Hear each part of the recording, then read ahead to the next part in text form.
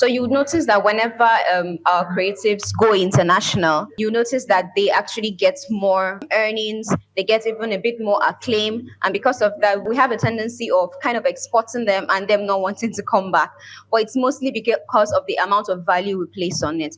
It's also partially because of our economy, but mostly because intellectual property is not yet seen as a very valuable asset yet. However, I just want to point out that there is intellectual property policy documents that has been prepared by the government and in collaboration with the World IP Organization that has actually laid out one very important thing, which is that there's going to be a lot more IP awareness. And I believe that with more awareness, people will start to put a higher value on this. And with more value, then more people can now be paid for their creative work.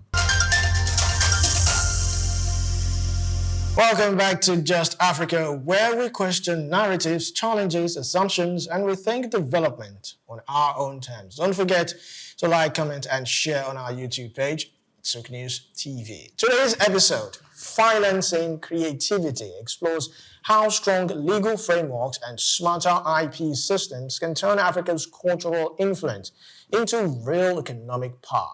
Now, joining us to unpack this robust topic is Janet Temlari Gapsiso, intellectual property lawyer and chartered mediator, founder Tamarix Law, founder Larry's Cafe. So glad to have you. Thank you. You're welcome, Janet. All right, so for many creators, IP sounds, intellectual property, for those who don't know, intellectual property sounds technical or distant.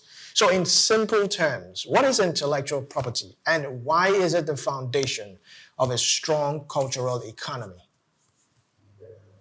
Thank you. Intellectual property is basically the creation of the human mind and something that you create and then something that can be transferred, whether copied or physically moved. So basically, it's the expression of your mind. So basically, it's the thing that you create that is unique to you, or better yet, something that is original or an innovative work from something that already exists. So that in itself, as long as it can be traded, as long as it can be transferred, it is property. And kind of property it is intellectual property. Beautiful explanation, beautiful one. Africa's creative output is everywhere. On global charts, screens, runways, it's everywhere. But why do so many Africans creators still struggle to earn fairly from their work? The most important reason is the fact that most people do not regard intellectual property as property in the first place. So, like I mentioned, it is the property of the human mind. And most times, whenever people are trading, they think of things like real estate, they think of things like gold, they think of things that are physical, things that they can see. So, the reason a lot of people don't make as much money from intellectual property is because the market doesn't fully recognize it as something that has value. So you would notice that whenever our creatives go international, you notice that they actually get more earnings, they get even a bit more acclaim. And because of that, we have a tendency of kind of exporting them and them not wanting to come back. But it's mostly because of the amount of value we place on it. It's also partially because of our economy, but mostly because intellectual property is not yet seen as a very valuable asset yet. However, I just want to point out that there is a national policy, intellectual property policy document that has been prepared by the government and in collaboration with the World IP Organization that has actually laid out one very important thing, which is that there's going to be a lot more IP awareness. And I believe that with more awareness, people will start to put a higher value on this. And with more value, then more people can now be paid for their creative work. All right, so let's talk about some of your personal encounters for a bit. So can you share your journey into intellectual property law and creative industry financing?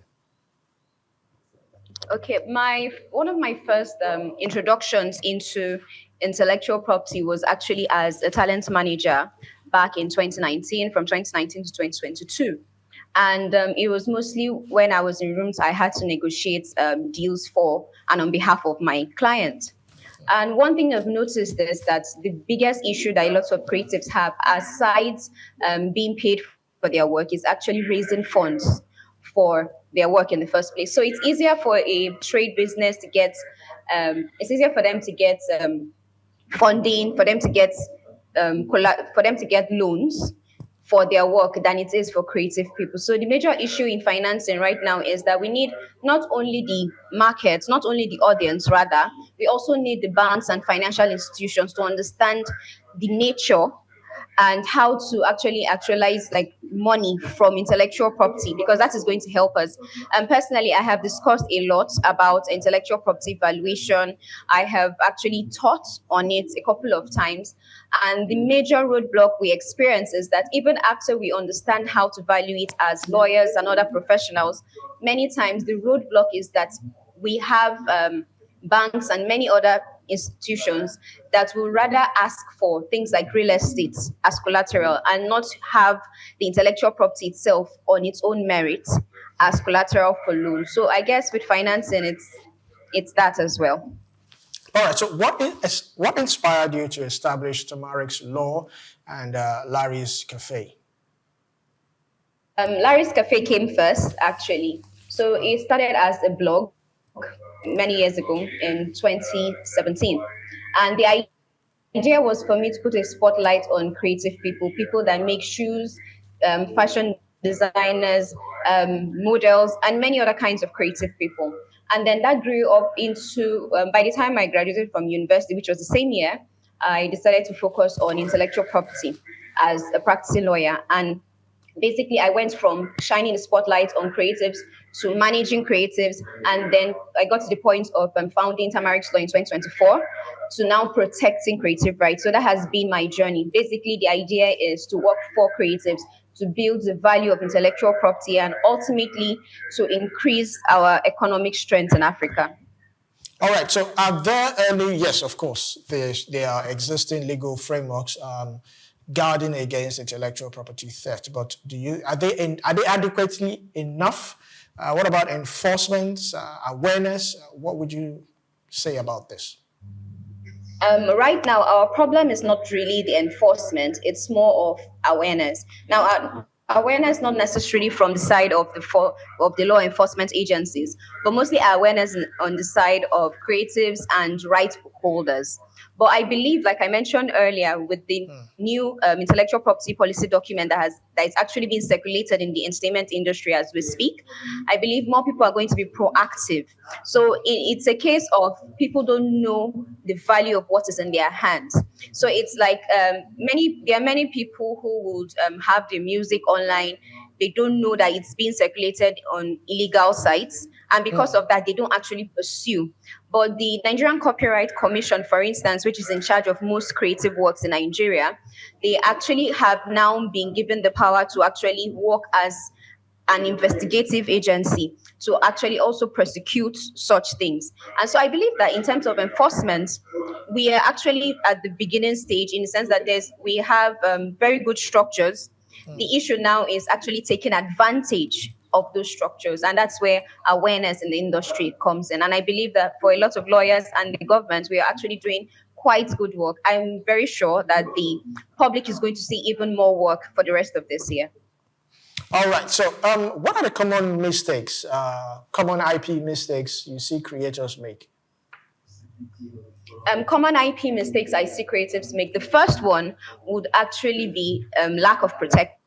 Now, protection not necessarily in registration, but actually protecting their work from being leaked.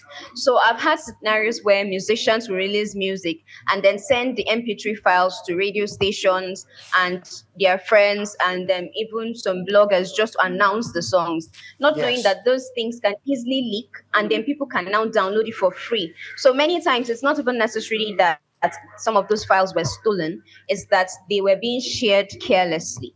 So it's the same thing with film as well. On the set and especially at the post-production stage in the editing room, there has to be serious cybersecurity measures put in place to actually protect it. So I believe that the number one mistake that a lot of creatives make is that they do not protect the file itself. That's the work itself physically. When I say physically, I mean cybersecurity measures around it. And then secondly is eagerness to receive just any money. So that's why we have a lot of We have a lot of scandals with musicians and many other celebrities on social media complaining about being taken advantage of by investors. But to an extent, it's because we not necessarily understand the kind of contracts that we enter into, and that comes back to a bad culture where an average person does not have a personal doctor, an average person does not have a personal lawyer. So I think we need to go back to understanding that all these professions actually exist for a reason. And so, of course, like I said, there's a lot of awareness going on. And I believe I am very optimistic that some of these mistakes that they make will be corrected in this year as more awareness is being put out. But those are just two of such mistakes. All right. So earlier on, you talked about apart from awareness, apart from enforcement, from law enforcement agencies, one of the lacunas is financing. So how does the creative industry financing differ from traditional business financing? For traditional business financing, there's usually a need for collaterals whenever you're getting loans, or maybe derivatives, that's debt financing for companies, and a few other methods. The issue now is that whenever they do that, for instance, if a company is trying to get funding, then they can leverage the company shares. If they are trying to get a loan, they can leverage their real estate or other fixed assets that they have. But when a creative is trying to get funding, there isn't much, or there isn't tangible things that they can use as leverage. Why? Because they invest almost everything they have into their intangible, into their intellectual property. So the major difference between them and the traditional trade is that in the traditional space, they have tangible things that have been recognized. Now, this does not mean that intellectual property is not as valuable. It's just that they don't have as much recognition as real estate and other things. So I'll give an example. Even as recent as last year, there were some banks that were still insisting on real estate for people to be able to get loans to shoot films, and they actually turned down percentages or even revenue generated from the film or using the film intellectual property as collateral. So I guess that's the major difference, the fact that we still have to borrow from traditional means by getting real estate and other things. So what advice or what's the way out? What would you suggest? PPP, public-private partnership, or what next? How can creatives have unlimited access to financing? What I would suggest will be, like you mentioned, public-private partnership is Partnership. very important. Yeah, it's very important. But I believe that we have to target the financing organizations themselves. So I'm talking about banks and other financial institutions. I believe that a lot of the awareness is not just should not just be targeted towards the creatives, but should actually be targeted towards the financiers and not just banks. When I say other financial institutions, I'm talking about venture capitalists, I'm talking about private equity firms. And personally, one of the things I do when I create content on platforms like LinkedIn, I mostly target financial institutions, I target investors. Why? Because I believe that if they are well educated, then more money is going to be pumped into the industry. Because so far, I believe our creatives are already doing a good job by positioning themselves and showing up with their catalogs and their portfolios. So I believe that to fix this issue, we need to get the financial sector very educated in intellectual property. All right, thank you very much. So can you share examples of successful financing structures for African creatives? For when you say examples of successful structure, do you mean in Africa or generally in the world? In Africa, maybe anyone that you've experienced, you've seen firsthand, or you've helped. Okay. Okay, I believe a very good example will be the movie Black Book, the Black Book on Netflix. Okay. It's a Nigerian film. It was the investment came from a financial institution. Part of the investment came from a financial institution in Nigeria, and it became one of the top films of the year. That particular the year it was released, and not just one of the top films in in Nigeria. It was also one of the top films on the Netflix platform itself, and it went on to win awards. So I believe that using the Black Book as as an example, and also using a record label like Mavens that recently got a lot of funding itself, seeing the successes of people like Arya Star and Rema, and even many more artists that are being moved into that particular space through Maven, then I believe that those are two good examples, one in film and one in music. But so far, we've been getting a lot of investment has been coming out of the country. But I love the fact that Black Book especially got investment from local investors, and I believe that this is going to set a trend, especially in 2026. Okay, so what can they do, to make the market more attractive for both local and foreign investors? I mean, you mentioned Netflix, you mentioned a local investor. So how can we make it more attractive? How can we also convince these investors that, look, you can actually put your money into creativity, into intellectual property. It does yield, profit. Yeah, I believe that one of the most important things for them to do will be to be very strict with their compliance. And the example I will use will be the tech industry. So we noticed that there was a lot of regulations on tech industry, especially fintech. But in as much as it felt restrictive at the time to the financial technology companies, we noticed that that was also the reason that both foreign and local investors had confidence enough to be able to invest because they were in a position that they had to comply with a lot of regulations. So, for the entertainment industry, I believe that things like compliance with taxation, ensuring that your works are well audited, ensuring that you have very detailed spreadsheets on your entire catalog, not just a visual portfolio online, but having all your books neatly kept, having good bookkeepers, ensuring that everything is being audited at least once a year. I believe those corporate structures will kind of give investors peace of mind and a sense of reassurance that this thing they're investing in is not just a hobby that or a phase in your life as a creative before you go on to serious things.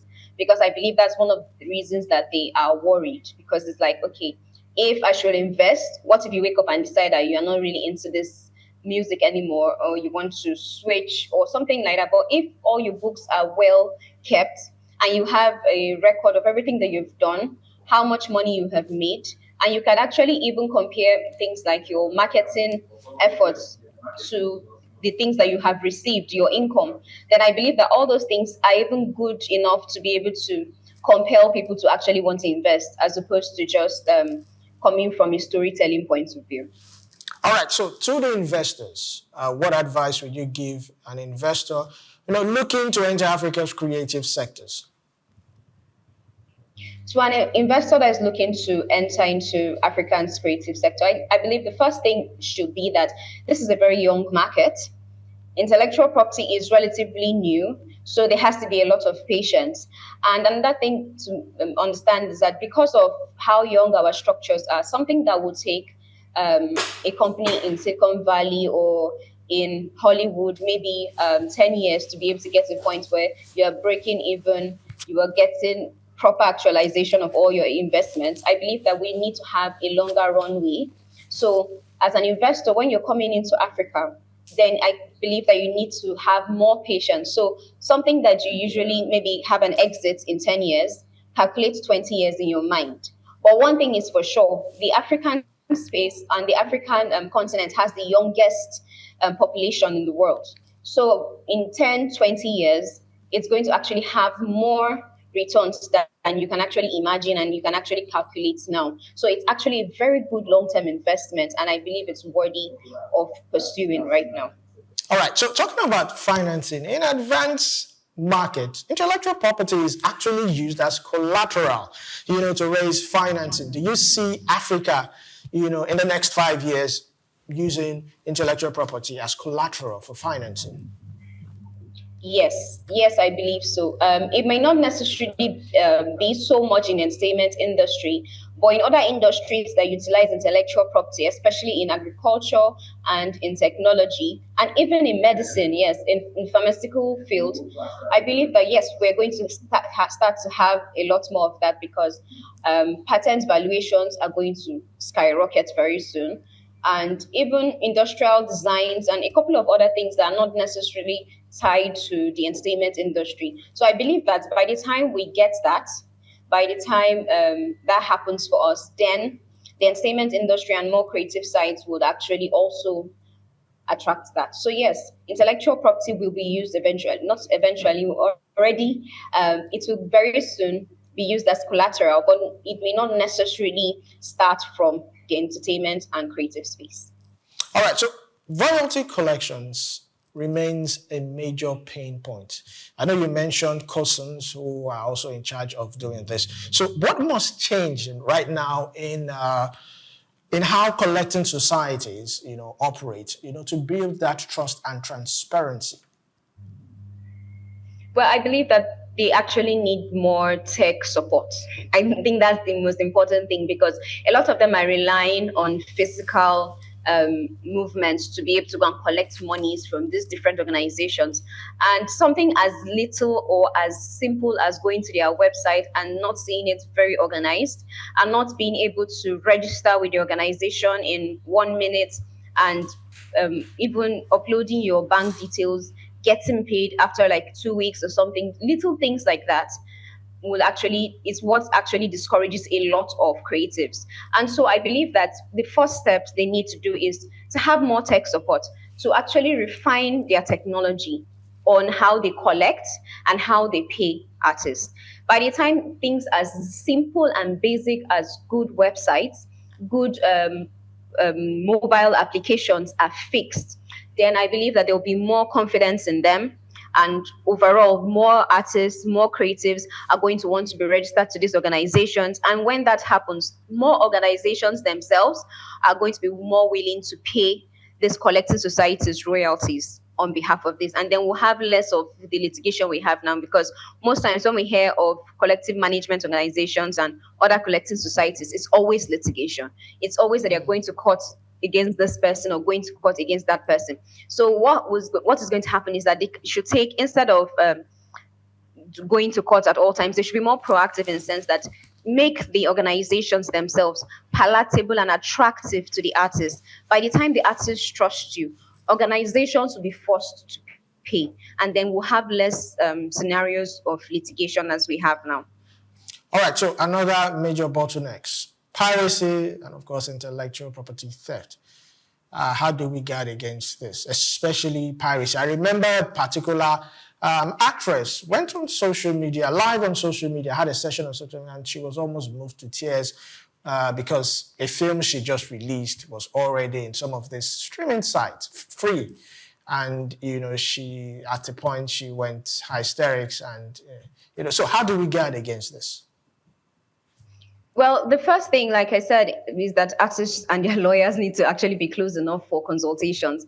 And the reason I say so is because this is a problem that has already gotten a good solution. Now, the solution may not be perfect, but it is actually a very good and very extensive one. The current Copyright Act in Nigeria actually authorizes the Copyright Commission to be able to have put even more fines and to be able to litigate against some of these people on behalf of the creatives. That's number one. Number two, it's that they have more leverage and they have more powers to be able to carry out certain penalties. So, for instance, for takedown notices, they can reach out to all those online sources, those online websites to take them down. They can also to take down the specific infringing content. They can also even go as far as taking down the website entirely. But unfortunately, what happens is that when some of these bad things happen to, some of these infringements happen to creatives, they go to social media or they go to traditional media to complain, or maybe they reach out themselves. So what I would say is that some of the structures that we are looking for already exist.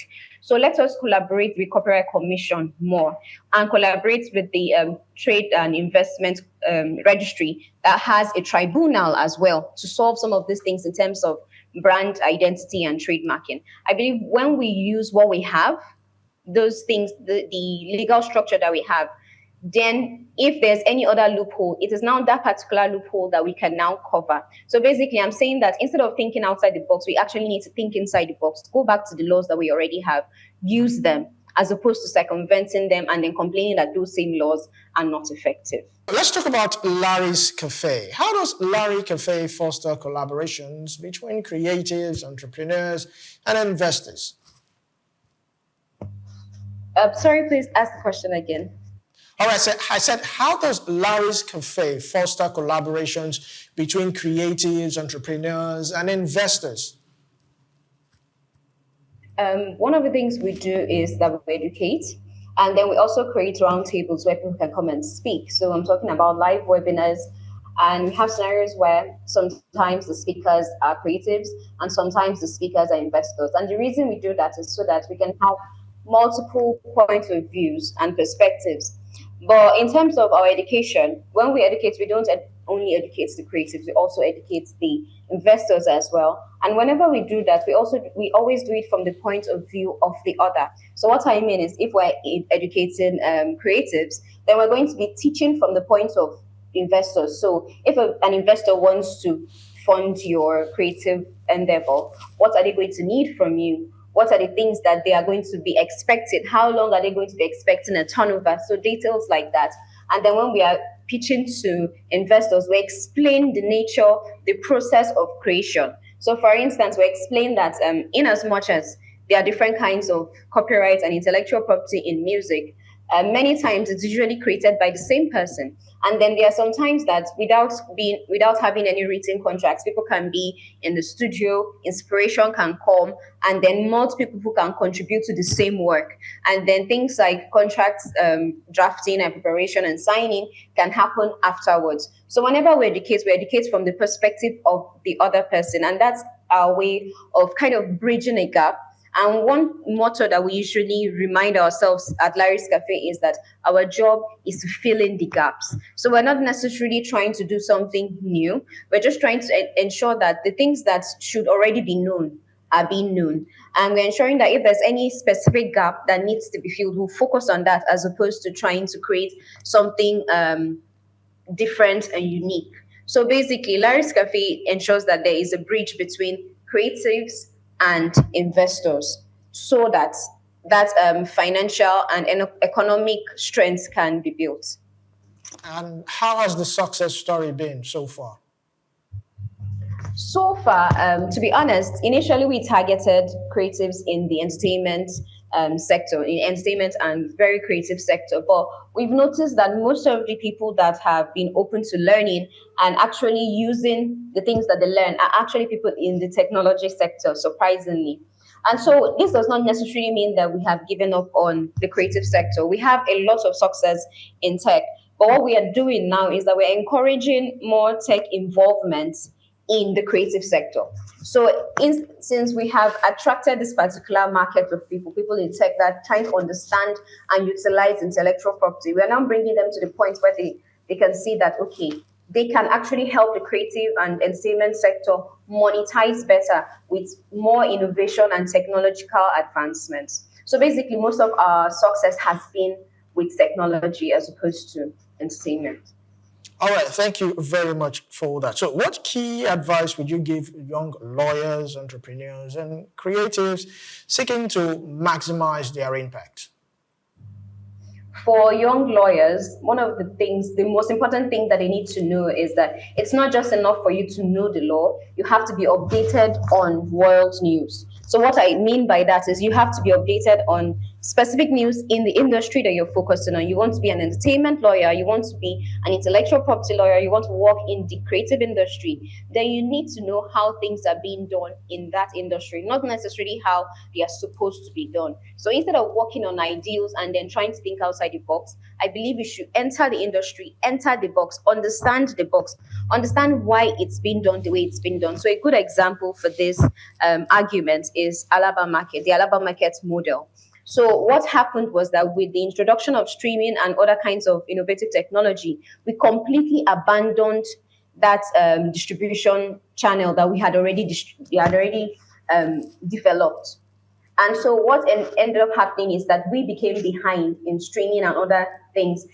Well, we could have just simply developed what we already had. So that we don't have repetitions of such things. I believe that even investors, lawyers, um, creatives, and even investors as well, like I mentioned, it's very important that you actually focus on building what already exists, understand why it is. And if you're going to deviate from it and do something very different, then it should be after you have already understood it, after you've already seen the loopholes, as opposed to coming in and wanting to be glittery and extremely different. So, yes, I hope that helps.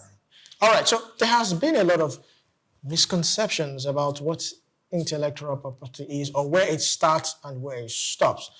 For instance, an artist is in the studio trying to record a song, and someone gives him an idea, a line, or a chorus, a verse, or a sentence, or something. Just adds to it, and before you know it, when the song blows, they're all in court, and this one is saying, "Oh, I wrote that chorus. Oh, I wrote this." Sort of something you have with the Plantation Boys, where blackface has been, very vocal about who the writer of all the songs is and all that. Same thing with writers too. A writer writes a story, gives it to someone to edit, he edits it, and the two of them go back and forth and all that. So, can you give us, in your own definition, really where intellectual property starts and where it stops?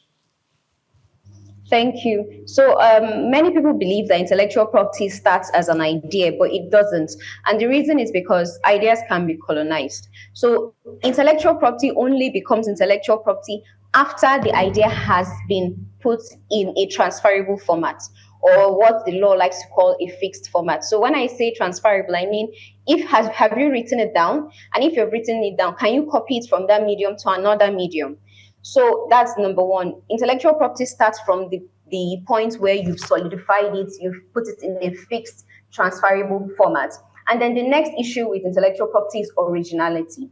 So if, for instance, your contribution to a song is a very generic word, then it's going to be very hard for you to argue that you own any intellectual property or that you have any ownership in the overall song. And the reason is because your contribution was not original. And it may have been so little that it's not enough to have its own intellectual property protection on its own. So when you're thinking of intellectual property, you think of the fact that it must be put in a fixed form and it must be original enough for you to be able to claim ownership, in original enough for you to say that it can be distinguished from every other thing that has ever been created before. So it's not just enough to be in the studio and say, use this word. And then another element is that intellectual property has to also have a bit of commercial value. So, for instance, if your contribution is something that can be sold, or something that for instance, let's say it was just two generic words that you added to a song. But imagine if those two words are like the highlights of the song, they are the main marketing point of that particular song, then yes, you may be able to argue that.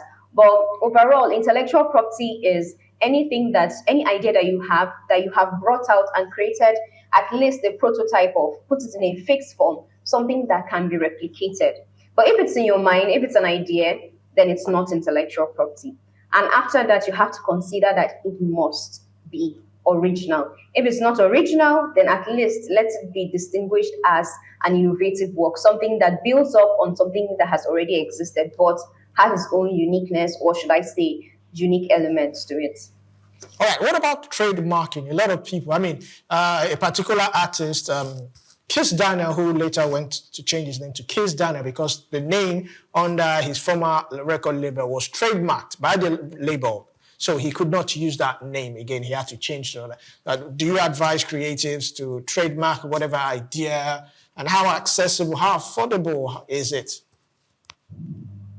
The right now the intellectual property policy document that has been created has actually called for the different intellectual property organizations that register intellectual property. So I'm talking about the trademark registry, the patent and design registry, and then the copyright commission to come to be united as one IP registry. Now, this is something that we're hoping gets done in the next few years. However, I would say that in a case like Kiss Daniel, or in a case where you are working with a record label, or you have other people you're working with, even if you cannot register, even if you cannot afford to register, it is very important that you are careful of the contracts that you sign. So the reason necessarily why he was able to lose the trademark of the song was not necessarily because of lack of registration. It was actually the fact that the contract he signed gave the record label the right to be able to even register in the first place. Because if you sign the right contracts, then even if they go behind your back to register, you can always object to the registration and get your trademark back, even if you haven't registered first. So there are lots of loopholes. But from the perspective of a creative, the first and most important step to take is to be careful of the contracts that you sign, because a lot of those problems relating to registrations and ownership of intellectual property start from contracts. Thank you. All right, thank you very much, Janet Temlari Kapsiso, for your insight. Thank you for joining us on Just Africa today. Thank you very much for having me.